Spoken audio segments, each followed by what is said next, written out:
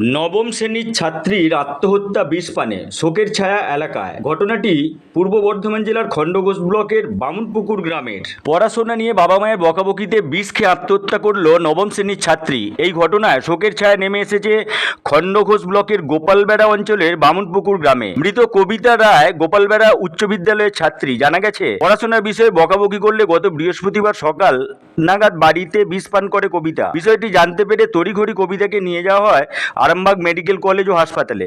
সেখানে চিকিৎসাধীন অবস্থায় রবিবার দুপুর নাগাদ মৃত্যু হয় তার, এবং সোমবার দুপুর নাগাদ ময়নাতদন্তের পর মৃতদেহ তুলে দেওয়া হয় পরিবারের হাতে। এই ঘটনায় শোকের ছায়া নেমে এসেছে গোটা এলাকা ও গ্রাম জুড়ে।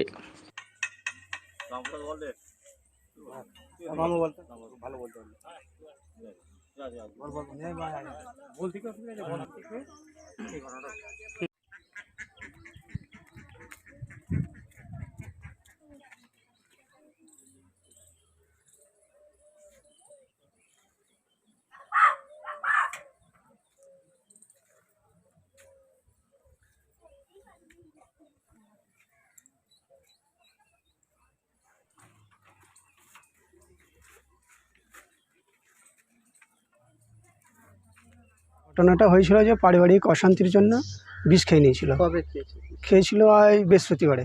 কখন টাইমটা? ওটা মোটামুটি ওই ধরুন সকাল 7টার দিকে। দিয়ে তারপরে ওকে আরামবাগ মহকুমা হসপিটালে ভর্তি করা হয়। সেখানেই ভর্তি ছিল, ওখানেই ডেট হয়ে যায়। কবে মারা গেছে? মারা গেছিলেন রবিবারে ওই 2টোর সময়। কি নাম? কি তার নাম কবিতা রায়। কিছু করতো? 9-এ পড়তো। কি বাবা কি করে? বাবাই ক্ষেত মজুরি, চাষে খায়, চাষে। কি কটা মানে ভাই বোন? ওরা ভাই বোন বলতে ভাই নেই, 2 বোন। এটাই ছোট। যমজ বোন ছিল, এটাই ছোট।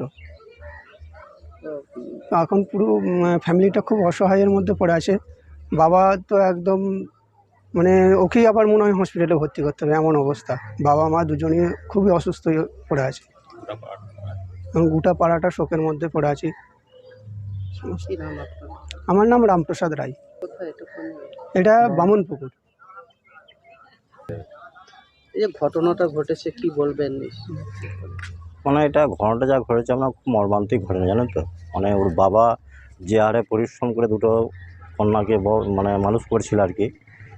হ্যাঁ, তাই যাই হোক, কোনো কারণে হয়তো কী কারণ হয়েছে সেটা বুঝতে পারা যাচ্ছে না, কী নিয়ে হয়েছে আর হয়েছে হঠাৎ করে এরকম হঠকারিতা করে এই আত্মহত্যায়। শিশু মানে বিশেষ করে তো বাচ্চায় বয়স তো খুব একটা বেশি শিশু হবে না, এই অল্প বয়সী জেনারেশন যদি এরকম করে মানে বাবা মাকে মানে ছেড়ে চলে যায়, তা বাবা মা এবং পাড়াগত গ্রামে প্রায় শোকাস্তব্ধ হয়ে রয়েছে একবারে।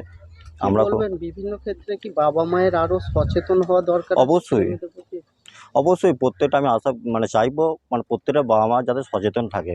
এই জেনারেশনের পৃথিবী মানে প্রত্যেকটা দেখছি ছেলেমেয়েরা এত বেপরোয়া হয়ে গেছে, তাদেরকে বলা সত্ত্বেও মোবাইল ইউজ। আপনার নামটা? আমার নাম সুজিত সিং।